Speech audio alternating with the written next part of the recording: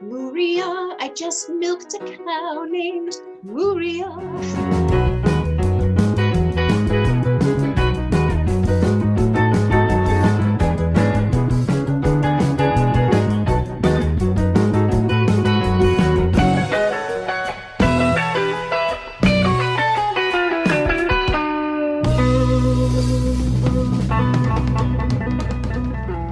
Hello and welcome to Repertory Company Theater's RCT360. I'm Deidre Sherm.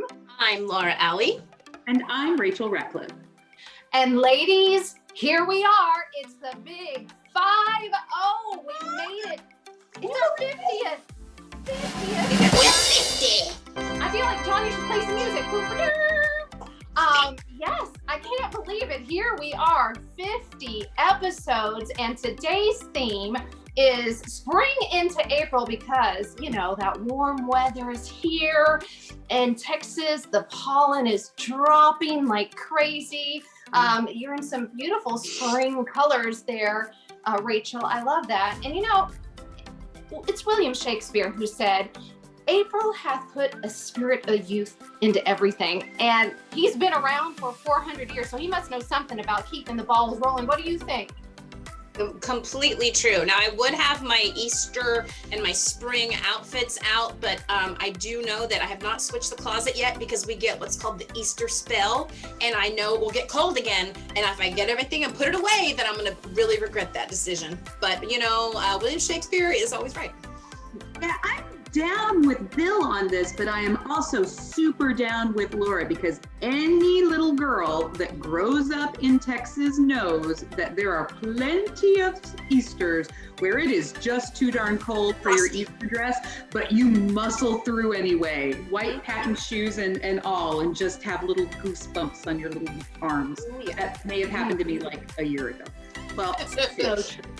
So true. And speaking of little goosebumps, that's what I get each week during quarantine confessionals. So Rachel, why don't you bring it? Take it away.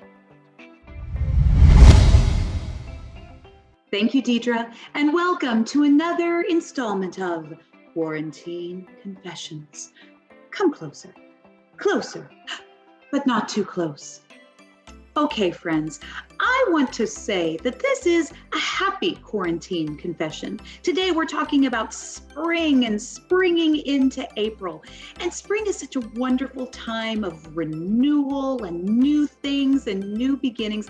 And I have to say that I feel more hopeful this spring than I have in years, like pre-pandemic years. And I don't know exactly what it is, but I think it's just the hope of new beginnings. And there's so much cool stuff that's coming. Theater is coming back. Sports is coming back. I can't tell you how much I enjoyed the 4 days of college basketball that I watch in a year, but March Madness, I enjoyed that so much this year. We got baseball coming back. And I think it may be too soon to call. I think hugs are coming back. So last week, I had my first dose of vaccine. I marched down to Fair Park. It was relatively quick. It was easy. It didn't hurt that much. I was a little bit sore, but I think that I managed to cover up the third eye that I grew as a result pretty well with concealer. So totally a wash if nothing else. And as a sidebar, one of the things that was so nice about the experience of going in and getting a vaccine is how excited all of the volunteers are. At those mega centers, it takes hundreds, if not thousands of people to run that and keep it going efficiently. And everyone that I saw just had a huge smile on their face and was so happy to help. Even when I rolled up in my car to get my shot, playing my shot from Hamilton, they had that little kind of dead look in their eyes like, oh, wow, no one in 30,000 cars has ever thought to play Hamilton while they got their shots. But you know what? I don't care because it was a really great experience for me. So friends, while we still have to be vigilant and careful, washing our hands, wearing our masks and being careful around our loved ones, I think that there's hope around the corner. And maybe one day, instead of a quarantine confessional, I can just confess all the stupid stuff that I do in my life on a daily basis. And that, for now, is my quarantine confession. Thank you so much, Rachel. I wish I could have been in the car with you as you were playing that song, just so I could have seen the looks on their faces. That had to have been priceless. So thank you for sharing that. Now it's time for our In the Spotlight interview. And it looks as though we have a very hairy, furry, special guest. Take it away, Laura. Today's In the Spotlight interview is very, very special. Please welcome to the webcast, Esther the Easter Bunny. Hello. Hello. Thank you so much for having me. Thank you for being here, Esther. First of all, can you tell us, for those who don't know, a little bit about who you are and what it is you do? All right, yes, my name is Esther Bunny, and a bit of a clarification, I'm actually not the Easter Bunny. Spoiler alert, that's my husband, the Easter Bunny. I am his wife, but as we all know, behind every great man is an even greater woman, and that's me. Nice. And how has your, husband's line of work, being the Easter Bunny, changed due to this pandemic? Yes, well, normally around this time during the Passion Week, while he's really busy at our house working on all of the Easter festivities, he can be a bit irritable. And so I like to take that time when he's busy to go and make myself useful. And I hop around to all the different schools and different children's activities during the week and help them with Easter egg hunts and read wonderful stories to them. But unfortunately, last year about this time, right when we were getting ready to do all of our fun festivities, everything stopped. So Mr. Bunny and I decided that we would just wipe our hands, or wash our hands, if you will, of the whole thing and let all the parents do the work last year, and it worked out. So Mr. Bunny and I went to Cancun. Very nice. And I hope you ended up with a nice tan, because you're a little on the pale side. Oh yes, well I always have on my hat because skincare is very important to us bunnies. Very, very true, Esther. But very yes, true. We're very excited this year because it looks like things might be shaping up for us to slowly come out of our holes and help out again this year.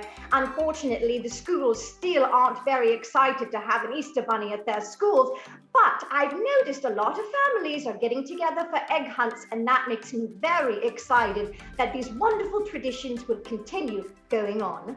Nice. And I know that you are a good help to your husband with all of the things going on there in your hole, if you will. But what is your favorite thing for him to leave in an Easter basket? What is the favorite thing you guys have? Yes, one of our favorite things to leave, of course, is eggs. Silly Laura, we love to leave eggs because you see, eggs are a wonderful symbol of the holiday. They symbolize rebirth, which is something we should all be looking at during this holiday. Just like the bunny, old folklore tells us that bunnies represent, how can I say this gently? Well, bunnies like to breed, and so we also symbolize having multitude and growing and spring and rebirth and the growing of new things. So we're very excited to be the symbols of this wonderful holiday, and we love to leave eggs. Beautiful. Thanks for sharing that with us, Esther. What is your favorite thing? What's the best thing about being married to the Easter Bunny? Yes, I will say there are some trying times to be married to Mr. Bunny. He works so hard, but we get a wonderful holiday right after Easter where we get to relax and enjoy ourselves, and we love to watch the joy in all of the children when they open up their baskets and they see what wonderful things that have been left for them. Which reminds me of something I've been meaning to talk to you about. You see, you might not know this, but I remember when you were a child, and you see, we would try very hard to fill your baskets with wonderful things, and your eggs with great treats, and oh, those chocolate bunnies that you love so much. But you were always disappointed because you really wanted the cellophane wrapped plastic basket that was found at the grocery store. That always made me so frustrated, but I guess you always want what you can't have. But I did love the baskets that I got. And actually later in life, my husband actually, as a surprise, left a cellophane wrapped Easter basket in my car for me one day. And you know what? Once I opened it, it was so exciting. It just wasn't the same as those special baskets from the Easter Bunny. Because those baskets are full of junk. Probably true. And the Easter Bunny does hand pick out things that I would love and I did love over the years, particularly Cadbury cream eggs, which were always my favorite. They make your tummy hurt if you eat too many, so be careful. That is true. So Esther, do you have some bunny wisdom to share with us today? I'm so glad you asked me. Yes, I do. I've been doing this for many, many years, and I have 76 children, and so I know a little bit about Easter egg hacks. All right, so I'm going to show you some Easter hacks that might make your holiday a little easier. The first thing I want to show you is this device right here. It might look like just a normal egg whisk, but if used when dyeing eggs, it can save you a lot of trouble. Don't worry about going to the store and buying all those fancy kits. Just do the original vinegar, hot water, food coloring, and this whisk. You place the egg inside of the whisk, dip the entire whisk into the vinegar food coloring, swoosh it around, swirl it if you will, and then you may pull it out and your egg has been colored. Then you can remove it and place it on the drying rack. But this way it saves your paws from getting all colorful. Simple hack, don't waste money at Target.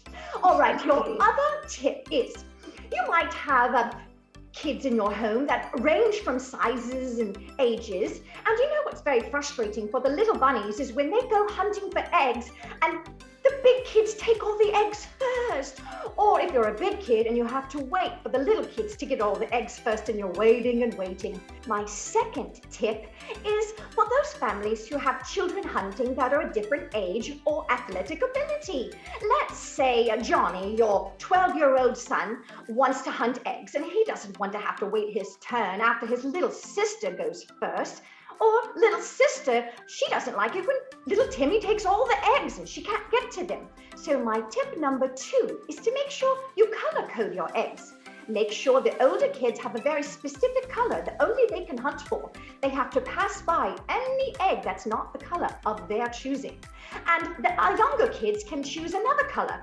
That way you can place the younger color eggs low to the ground and you can place the older children's eggs higher. And they pass by the eggs as they go and they don't take the little kids' eggs. But everyone can celebrate at the same time. And I promise it will really make a wonderful time for your holiday.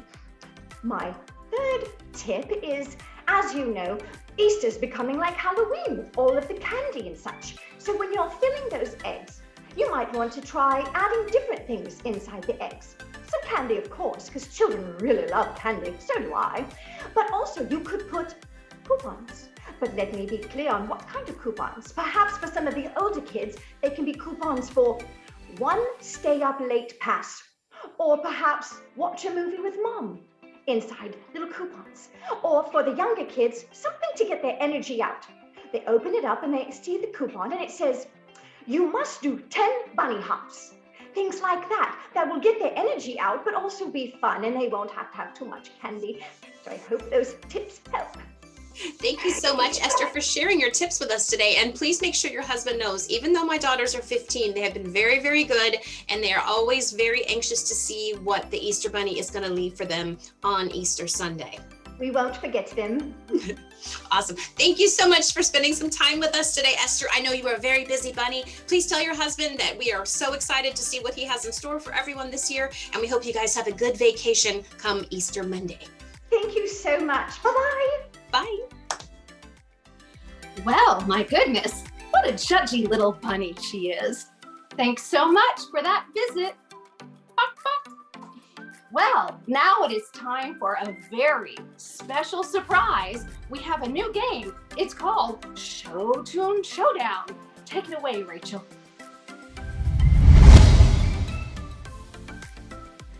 Welcome, everyone. Today is a momentous day because we have a new game on RCT360. Welcome to Showtune Showdown. This is the game where we have two wonderful contestants who will listen to me sing the first line of a probably well-known Broadway show tune, and the first one to buzz in and tell me what the name of that song is and the show it's from wins some stuff, wins my esteem, wins, I don't know, bragging rights amongst the casts of Broadway's best. Because today we have two of, honestly, the finest singers in the RCT Repertory Company Theater Rep Company. That was a little bit redundant, but that's okay. Please welcome soprano extraordinaire, Miss Emily Stevenson. She's a one-woman choir, you guys. Welcome, Emily. Thank you. Happy to be here. And please welcome another soprano extraordinaire, except kind of a lower tone. Okay, he's a wonderful tenor. He's everybody's favorite. Please welcome Jack Agnew. Hi, a lower tone and a lower social standing. Well, yeah, but we love you anyway. So, as you may know, there are two casts this year. We're doing things a little bit different. It's really cool. There are two casts of Broadway's best. So Emily is representing cast A, we'll call it. Do y'all have special names? 1 and 2. She's team 1 and I'm team 2. Okay, see, there you go. All right, so from team 1, Emily, team 2, not in terms of importance, Jack. So, as I mentioned in the introduction, I'm gonna sing the line of a show tune.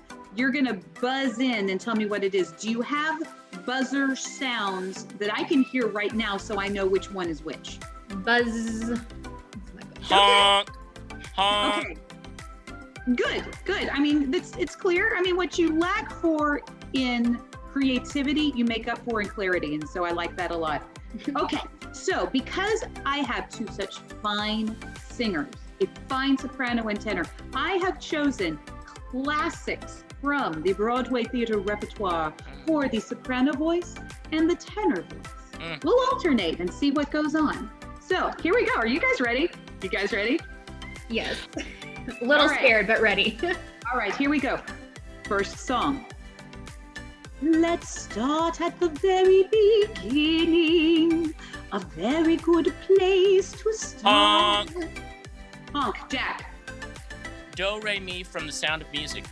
Dude, got it. That was our soprano offering, and I think I sounded exactly like Julie Andrews, like maybe a little better. So very good. I was too enthralled with your singing. I got distracted. I get that a lot, Emily. So you are forgiven. So in fact, I'm going to give you half a point. Perfect. All right. So point, half point. Here we go. Next one.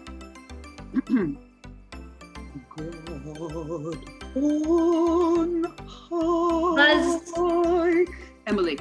Bring Him Home from Les Miserables. Correct. Sung in my best Colm Wilkinson / Gary Morris voice. I'm a little disappointed you didn't get that one, Jack, but you were probably too enthralled with my singing too. I'm just not familiar with the show. I didn't think it's a little more obscure.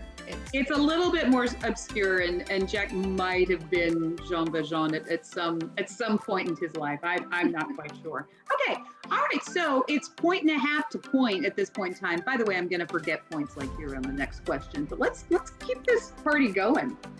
All right, here we go. All I want is a room somewhere far away from the cold night air. Honk. Jack. Wouldn't it be loverly from My Fair Lady? Yes. Very good. Excellent job. Sung in the movie by Marnie Nixon, played by Audrey Hepburn. I feel like I combined both of them in that performance. Yeah, Audrey Nixon.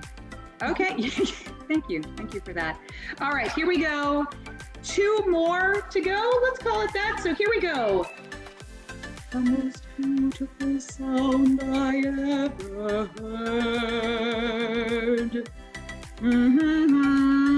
This gives away the song title. Buzz, Yes, Emily.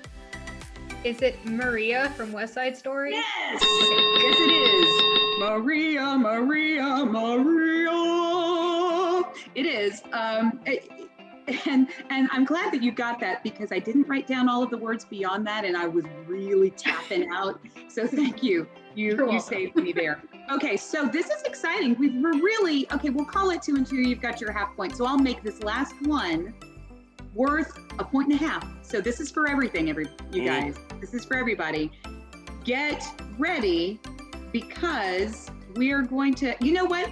I'm going off script. I'm going to do a different one for our tie break. What? I know. This is crazy. This is unprecedented. But we are going to tie break with a well-known soprano tenor duet.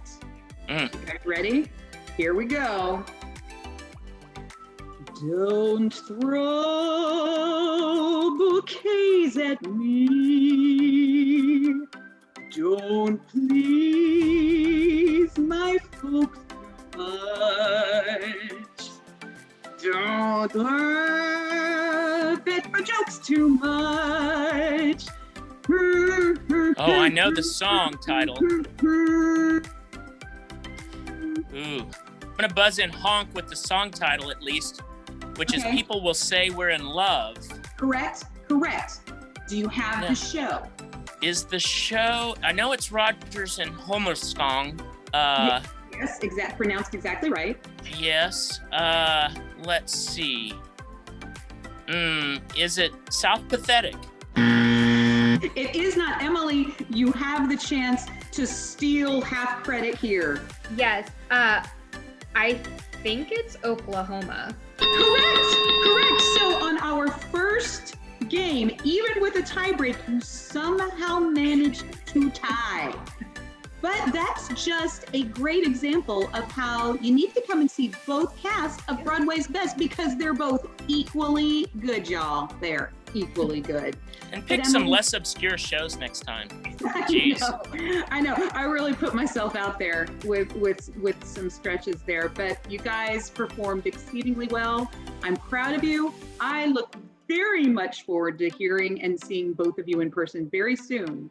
So thank you for being our premier contestants on Showtune Showdown.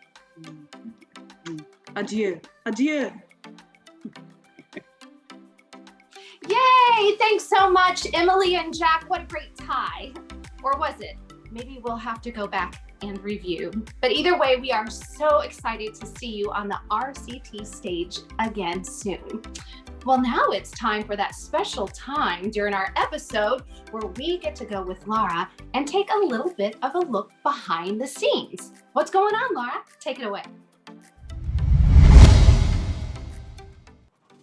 Welcome to Behind the Scenes at RCT, a little look behind the curtain as to what we have going on, sometimes backstage and sometimes on stage. Today is some backstage information.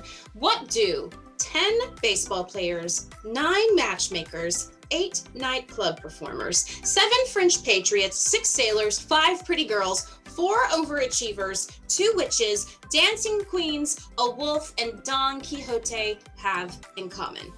It's Broadway's Best costume time. For the next 2 weeks, RCT will be pulling, sizing, and mending costumes for our large fundraiser show, Broadway's Best Now and Then. Since we have 2 casts, one for April 16th through 18th, and the other for April 23rd through 25th, it's twice the costumes, twice the fun, and twice the work.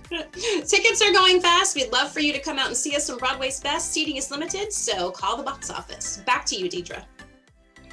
Thank you so much, Laura. I always love a show that you do costumes for or that you're a part of because it's always fabulous. But we just can't wait.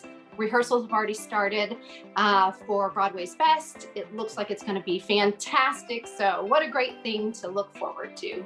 What you got going on for us this week, Rachel? Well, Mother's Day is only 6 weeks away. Can you believe that? May 9th is 6 weeks away, you guys. Are you looking for something creative and fun and maybe a little bit different to show your mother how much you care because she deserves it? Well, here's a little hint for you. Why don't you check out RCT's online auction and bid on our Mother's Day celebration package. This is no ordinary celebration, you guys and gals. This is a party for mom. It's got our own large RCT porch light patio. It's complete with wine, hors d'oeuvres, desserts, coffee, and entertainment. We have socially distanced cafe seating available for your guests. The party is for up to 20 people, and you can book it for the afternoon or the evening. I want this, you guys. So maybe I shouldn't be telling you to go online and book on it and bid on it.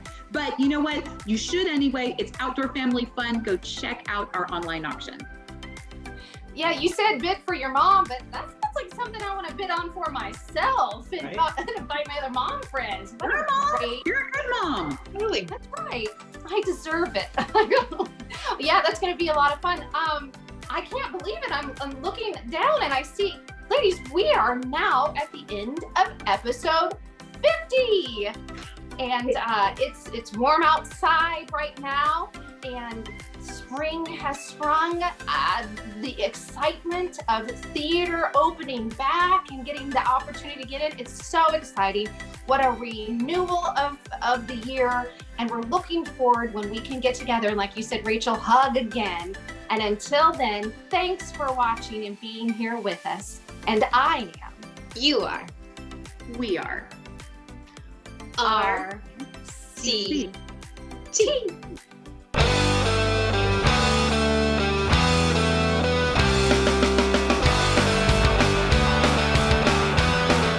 She's a judgy little bunny, man. Judgy.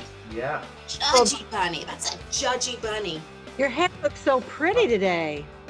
Well, thank you. I got a new styling tool, and I'm a fan.